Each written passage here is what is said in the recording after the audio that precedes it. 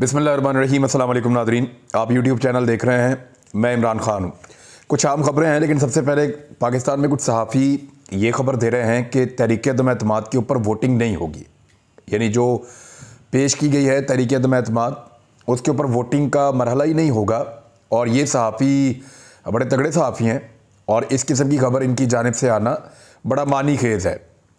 यानी वोटिंग नहीं होगी तो फिर तहरीक-ए-अदम-ए-एतमाद ख़त्म हो जाएगी। कैसे हो जाएगी? उसके गैर आइनी तरीके तो बहुत सारे हैं। गैर आइनी तरीके तो एमरजेंसी नाफज कर दी जाए, गैर आइनी तरीके तो पाकिस्तान में मार्शल लॉ नाफज हो जाए, गैर आइनी तरीके और बहुत सारे हैं। लेकिन जो आइनी तरीक़ेकार हैं जो फौरी तौर पे अडॉप्ट किए जा सकते हैं वो दो हैं। नंबर एक तो ये है कि वज़ीर-ए-आज़म इस्तीफ़ा दे दें, वज़ारत-ए-उज़्मा छोड़ दें। इस तरह तहरीक-ए-अदम-ए-एतमाद पर वोटिंग की ज़रूरत नहीं रहेगी। दूसरा तरीका क्या है? दूसरा ये है कि अपोजिशन अपनी तहरीक वापस ले ले। यानी जो उन्होंने तहरीक-ए-अदम-ए-एतमाद जमा करवाई वो वापस ले ले। अब आइन के अंदर तो ये दो तरीके हैं, यही दोनों हों तो हो सकता है पहले तरीके पे आ जाएं, इमरान खान साहब इस्तीफ़ा देंगे जी, कभी नहीं देंगे। उन्होंने हमेशा जितने भी सियासत के तालिब इल्म हैं या जितने भी उनके नौजवान हैं उनसे वो एक ही बात करते हैं हमेशा कि हारता वही है जो हार मान लेता है। तो ग्राउंड छोड़कर भाग जाना, इस्तीफ़ा दे देना, ये इमरान खान साहब को पॉलिटिकली सूट नहीं करेगा। हाँ, वो असेंबलियाँ तोड़ सकते थे कि फिर से खेलते हैं, ये आप लोगों ने ज़्यादती की है, लेकिन असेंबलियाँ तोड़ सकते थे, इस्तीफ़ा देकर भाग जाना मुझे ऐसा लगता नहीं है कि वो ये करेंगे। तो फिर आ जाएं आप दूसरे ऑप्शन की तरफ। दूसरा ऑप्शन ये है कि अपोजिशन अपनी तहरीक-ए-अदम-ए-एतमाद वापस ले लेगी। क्या वो ले सकती है? अभी के लिए मेरा पहला जवाब है और बिल्कुल क्लियरली मैं आपको कह रहा हूं कि वो नहीं लेंगे और वो नहीं ले सकते। तो इसका मतलब है आईनी और कानूनी लिहाज से तहरीक-ए-अदम-ए-एतमाद के ऊपर वोटिंग का जो मरहला है वो होना ही होना है। लेकिन अगर अपोजिशन वापस ले लेती है तो किन शराइत पर लेगी? यानी वो चाहेंगे कि जल्द इलेक्शन करवाए जाएं, यानी इमरान खान साहब थोड़े दिनों के अंदर दोबारा आम इंतखाबात अनाउंस करें।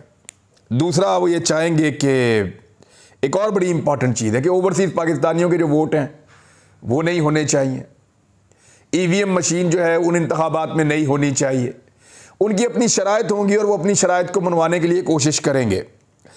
जिन मुख्तदर हलकों की सियासत के वो खिलाफ थे, यानी ये अगर ऐसा अपोजिशन वापस लेती है तो क्या इमरान खान साहब की तरफ बैठ के तय करके तो नहीं लेगी? इमरान खान साहब तो उनसे बात करने को तैयार नहीं है और वो इमरान खान से बात करने को तैयार नहीं है। तो जहाँ पे इतनी ज़्यादा पॉलिटिकल पोलराइजेशन है, पहले दिन से लेकर आज तक, जब पहले दिन इमरान खान साहब ने बात करने की कोशिश की तो अपोजिशन ने बोलने नहीं दिया। तो उसी दिन इमरान खान ने कहा कि अब मैं इनको बताऊंगा, और वो लड़ाई आज तक चल रही है, वो लड़ाई रुकती नहीं है। अब उस लड़ाई की मौजूदगी में अपोजिशन इमरान खान साहब के साथ मिलकर बैठे तो फिर इमरान खान साहब ने तो अपनी पूरी सियासत तबाह कर ली और अपोजिशन ने भी यही किया। मुखालफत को बहुत आगे ले जाके दोनों ने सियासी फ़ायदा हासिल किया है। तो फिर लाजमन वो मुख्तदर हल्के मैदान में आएंगे जिन मुख्तदर हल्कों के खिलाफ अपोजिशन ने पूरा बहाज खड़ा किया था कि उनका सियासत में कोई किरदार नहीं होना चाहिए। फिर अपोजिशन का वो बयानिया भी फारिग हो जाएगा जिस पे वो ये कहते रहे वोट को इज्जत दो, जिसको ये कहते रहे कि पॉलिटिकल फैसले पॉलिटिकल लोग करेंगे, आपका कोई किरदार नहीं है इसमें।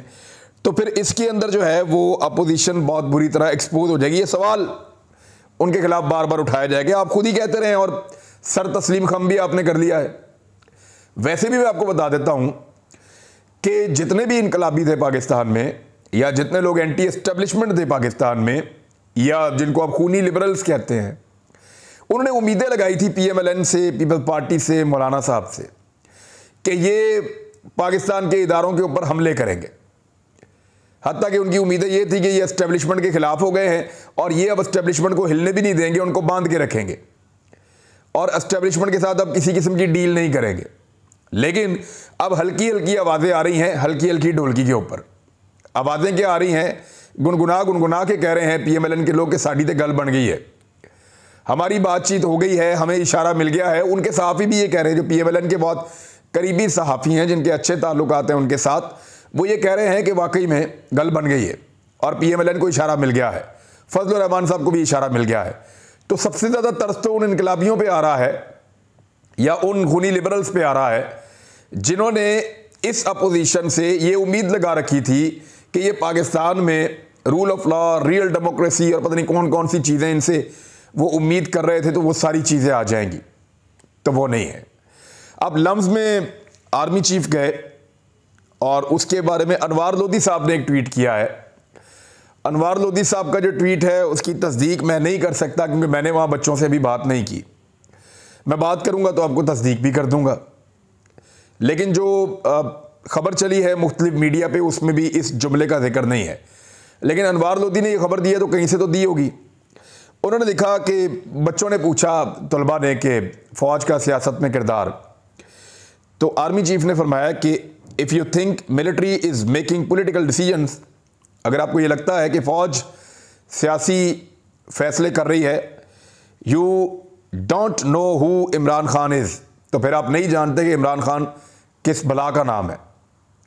ये आर्मी चीफ ने, वैसे मैं आपको बताऊं कि ये इसको तो मैं अभी तस्दीक नहीं कर सकता, लेकिन ये मैं आपको बता देता हूं कि इमरान खान साहब वाकई डिक्टेशन नहीं लेते। मैंने इसके ऊपर एक वीलॉग किया था और बहुत सारे दोस्त नाराज़ भी हुए थे, लेकिन वो हकीकत है कि वो कौन सी चीज़ें हैं जिन पे इमरान खान साहब ने एतराज़ किया था और उन्होंने इदारों के या इस्टेब्लिशमेंट के अगेंस्ट जाके भी बाद औक़ात उन्होंने डिसीजन किए हैं और इदारों ने उनकी बात मानी है। तो वो डिक्टेशन नहीं लेते। डिक्टेशन लेते तो सबसे तगड़ा तो अमेरिका उसकी ले लेते, यूरोपीय यूनियन की ले लेते, उन्होंने उनकी भी डिक्टेशन नहीं ली। लिहाजा इमरान खान डिक्टेशन नहीं लेते, ये एक सच है। और ये एक चीज़ अब आई थी सामने तो मैंने कहा चलो मैं आपको बता देता हूँ। अब ये जो सहाफ़ी खबर दे रहे हैं कि तहरीक अदम एतमाद की नौबत नहीं आएगी, मुझे ऐसा लगता है कि ये नौबत आएगी, लेकिन यहाँ पर तसादुम का ख़तरा बढ़ता चला जा रहा है। मौलाना फजलुर रहमान साहब ने मुस्लिम लीग नून को पूरी तरह कंट्रोल कर लिया है। उनको लगता है कि नवाज शरीफ नहीं है तो पार्टी पे कंट्रोल कर लो। अब वो इस जमात के फैसले कर रहे हैं, यानी उन्होंने ये फैसला किया और ये मशवरा दिया पार्टी को कि शहबाज शरीफ इस्लामाबाद में रुकें, मरियम नवाज जनूबी पंजाब से लोगों को इकट्ठा करके पहले लाहौर में जमा करें, फिर 23 मार्च को मरियम नवाज एक जलूस की क़ियादत करें, लॉन्ग मार्च की, और उस जलूस को लेकर इस्लामाबाद पहुँचें। ये वैसे मियाँ नवाज शरीफ साहब का आइडिया हो सकता है, उसके ऊपर वो बड़े खुश होंगे कि उनकी बेटी एक जुलूस की क़ियादत करे, उनका भाई शहबाज शरीफ ना करे। तो ये डिवाइड भी बड़ी वाज़ेह है और मौलाना फजलुर रहमान साहब इसको समझते हैं कि मरियम नवाज जब जुलूस लेकर पहुंचे इस्लामाबाद तो शहबाज शरीफ उस जुलूस का इस्लामाबाद में इस्तकबाल करे। यानी पार्टी का सदर जो है वो पार्टी की नायब सदर जो जुलूस लेकर आ रही है उसका इस्तकबाल करे। इमरान खान साहब के 27 मार्च के जलसे के मुकाबले में ख्वाजा आसिफ ने अब ऐलान कर दिया है, पहले अता तारड़ साहब ने ऐलान किया था, इन्होंने ऐलान ये किया है कि ये भी 27 मार्च को जलसा करेंगे इस्लामाबाद में और वहीं करेंगे जहां पे पाकिस्तान तहरीक इंसाफ ने ऐलान किया है। देखिए पहले जलसे के लिए जो ऐलान किया वो पाकिस्तान तहरीक इंसाफ ने किया, अब बाद में PMLN भी ऐलान कर रही है। PMLN इस बात को बखूबी जानती है कि इतना बड़ा क्राउड इमरान खान साहब इकट्ठा कर लेंगे कि अगर कोई इमरान खान साहब के खिलाफ वोट डालने भी जा रहा है तो वो अपनी राय बदल लेगा। पाकिस्तान तहरीक इंसाफ के MNAs अपनी राय बदल लेंगे और इसके अलावा जो नाराज़ धड़े हैं वो अपनी राय बदल लेंगे।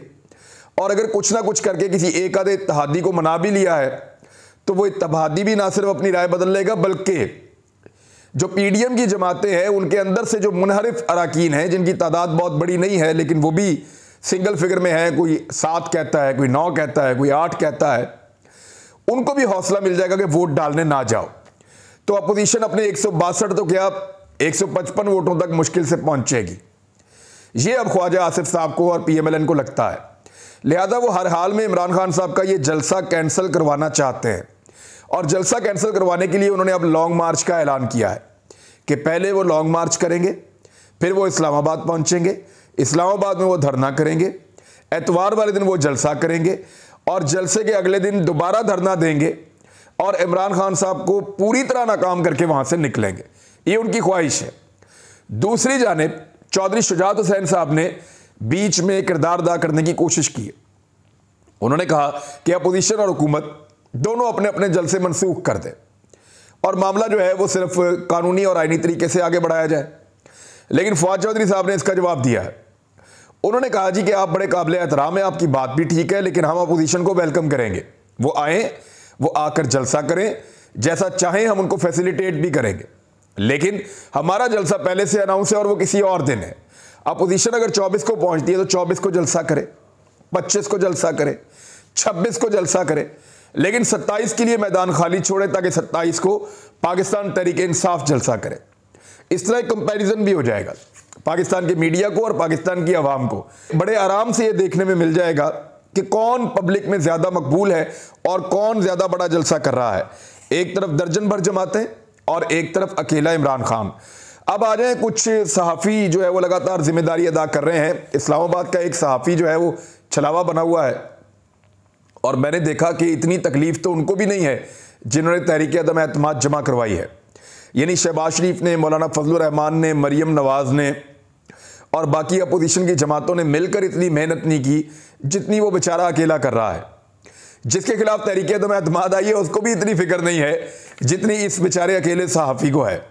दर दर की ठोकरें खा रहा है, हर किसी को मिलता है, हर जमात के पास जाता है, हुकूमती इत्तेहादियों को भी जा जाकर मिलता है, अपोजिशन के लोगों को भी जा जाकर मिलता है और अपने घरों पे भी दावत देता है। कभी फजलुर रहमान के पास, कभी शहबाज शरीफ के पास, कभी बलूचिस्तान अवामी पार्टी के पास, कभी GDA के लोगों के पास, कभी ANP के पास, कभी जो है वो फजलुर रहमान के घर में, कभी अपने घर में दावत। यानी एक अजीब सूरत हाल है। वो एक जिसको कहते हैं ना पिंग पोंग बॉल बना हुआ है और उसकी पूरी कोशिश है कि इमरान खान को हटा दिया जाए। उसी सहाफ़ी ने 13 मार्च को ये अनाउंसमेंट की थी कि अगले 24 घंटों में एक बहुत बड़ी खबर आने वाली है जिसके बाद तहरीक अदम एतमाद की ज़रूरत नहीं रहेगी और इमरान खान उलट जाएंगे। फिर कहा नहीं 48 घंटों में आने वाली है, उलट जाएंगे। और अब 48 घंटे मुकम्मल हो गए हैं। इंतज़ार कर रहे हैं कि अब ये सहाफ़ी अगला टाइम कौन सा देता है। वो उसके बड़े हुए लोग हैं और एक ट्वीट है वहाँ पे ये कह रहे हैं कि इमरान खान लगातार नाम बिगाड़ता है और कुरान पाक के अहकामात की खिलाफ वर्जी करता है। मुफ्ती तकी उस्मानी ने इस कल्चर की मजम्मत की है, तो बाकी उलमा ऐसा क्यों नहीं करते? यानी यहां से आप अंदाजा कर लें। अब तकी उस्मानी साहब ने क्या कहा, जरा ये मैं आपको पढ़ के सुना देता हूं ताकि मामला जो है वो और क्लियर हो जाए। सियासी इख्तलाफात में जिस बुरी तरह इस्लामी अहकामात व इक़दार पामाल हो रही हैं उनका तसव्वुर करके डर लगता है। अल्लाह ताला इसके वबाल से बचाए। कुरान करीम सूरह हिजरात में फरमाता है कि एक दूसरे का मजाक ना उड़ाओ। तो मजाक खाली इमरान खान तो नहीं उड़ा रहा, अब उसको उसकी तरफ मंसूब करना गलत बात है। मौलवी साहब ने जो बात की है वो बड़ी न्यूट्रल बात की है और कुरान पाक के तर्जुमा की बात की है, लेकिन उसको उठा के पूरा का पूरा इमरान खान पे डाल देना वो भी ज्यादती है। यू टर्न खान किसने नाम लिया था? चले इमरान खान तो कुरान पाक का हाफिज नहीं है, उसके नाम के साथ मौलाना या कोई मुफ्ती भी नहीं लगता। फजलुर रहमान साहब तो मौलाना, उनको तो पता है, तो उन्होंने यू टर्न खान नाम रखा, उन्होंने सेलेक्टेड नाम रखा, उन्होंने तबाही खान नाम रखा, उन्होंने ये वही लोग हैं ना जिन्होंने कच्चा गोश्त खाने वाली औरत फातून अव्वल को कहा पिंकी पीरनी, उन्होंने ही नाम रखा और ये नाम से पुकारते रहे। जादूगरनी कहते रहे। ट्रैक्टर ट्राली किसने कहा था? तीली पलवान किसने कहा था? तो ये एक तरफ तो ना डाले ना, ये तो सारे इस गंद के अंदर जो है वो बराबर के हिस्सेदार हैं और सारे ये कहते हैं किसने कहा था कि जहां पे यू टर्न लगा होता है उसका बोर्ड हटा के इमरान खान की शक्ल लगा दें। एक दूसरे का मजाक ना उड़ाओ, गीबत ना करो, बदगुमानी ना करो, किसी दूसरे की टो में ना रहो और किसी का नाम बिगाड़ कर ना पुकारो। ये सारी चीजें खाली इमरान खान नहीं कर रहा और ये चीजें ऐसी हैं जो कंडेमनेबल हैं, जिनकी मजम्मत होनी चाहिए। कुरान पाक ने मना फरमाया है, लेकिन इन चीज़ों को सबसे ज़्यादा जिसने पाकिस्तान में प्रमोट किया वो PMLN है और उन्होंने बेनज़ीर भुट्टो साहिबा की जाली नंगी तस्वीरें बनाकर जहाज़ों से फेंकी, प्रोपेगेंडा किया। पीली टैक्सी किसने कहा था? इन्होंने ही कहा था ना। अंग्रेज़ों के कुत्ते नहलाने वाले किसने कहा था? इन्होंने ही कहा था। बनी गाला के अंदर जो टो में रहने वाली जो खबरें हैं वो कौन निकाल निकाल कर देता रहा है कि जादू हो रहा है, कच्चा गोश्त खाया जा रहा है, लोटे घुमाए जा रहे हैं, सितारों की चालें ये कौन टो में लगा रहता है? हाँ, करप्शन पकड़ना हुक्मरान की जिम्मेदारी है। इस टो में हमेशा हुक्मरान को रहना चाहिए कि किस किस ने करप्शन की है, किस किस ने 2 नंबरी की है, वो उसकी रिस्पॉन्सिबिलिटी है और उसको आप इन चीज़ों के साथ नहीं जोड़ सकते। वहाँ कुछ जिम्मेदारियाँ भी हैं। तो चीज़ों को गोल मोल करके पेश करके अब दीन को भी बीच में लाने की कोशिश कर रहे हैं। वैसे मौलाना फजलुर रहमान साहब को इस बात का बड़ा दुख है कि अगर इमरान खान साहब रियासत मदीना की बात करेंगे तो इस्लाम का जो मंजन वो बेचते रहे हैं बड़े लंबे अरसे से, वो फिर कैसे बेचेंगे लंबे अरसे तक? अपोजिशन को इमरान खान साहब के जलसे से जो एक बड़ा खौफ है वो ये है कि उनके पास कुछ ऑडियोज और वीडियोज हैं जो वो उस जलसे में चलाने का इरादा रखते हैं। अपोजिशन को लगता है कि तो जलसा बहुत बड़ा हो जाएगा, ऑडियो वीडियोज भी आ जाएंगी और फिर लोग जो है वो मुनहरिफ हो जाएंगे और वोट डालने के लिए 172 की तादाद में नहीं आएंगे। पीटीआई ने क्लियर कर दिया है कि जलसा तो हम करेंगे, लेकिन उसके बाद जो जाने आने वाले लोग हैं उनको ज़बरदस्ती रोकने का उनका इरादा नहीं है। इसके साथ साथ एक बात बार बार कही जाती है, मैं ज़रा उसको क्लियर कर दूं कि 10 लाख की बजाय 172 बंदे पूरे करो। 172 बंदे इमरान खान ने पूरे नहीं करने, 172 बंदे अपोजिशन ने पूरे करने हैं। इमरान खान ने 10 लाख बंदे ही पूरे करने हैं वहाँ पे जलसा करके। वो अपने जलसे से अपनी ताकत शो करेगा, अपना मोमेंटम बनाएगा। हार गया तो फिर ठीक है, जीत गया तो फिर ठीक है, लेकिन 172 बंदे अपोजिशन ने पूरे करने हैं। और वो खत जिसके बारे में सब कहते थे कि इमरान खान ना करे ना करे ना करे, पीपल्स पार्टी ने अपने अरकान को लिख दिया है कि अगर आपने हमारे खिलाफ वोट डाला या आपने वोट डालने से एतराज किया या हमारे खिलाफ गए तो फिर आपके खिलाफ वही कार्रवाई होगी 63A के तहत, जिस पे इमरान खान को सारे मशवरा देते हैं कि ये क्या कर रहे हैं और ताने भी देते हैं। अब तक के लिए इतने, अपना ख्याल रखिएगा, अपने इस चैनल का भी। अल्लाह हाफिज़।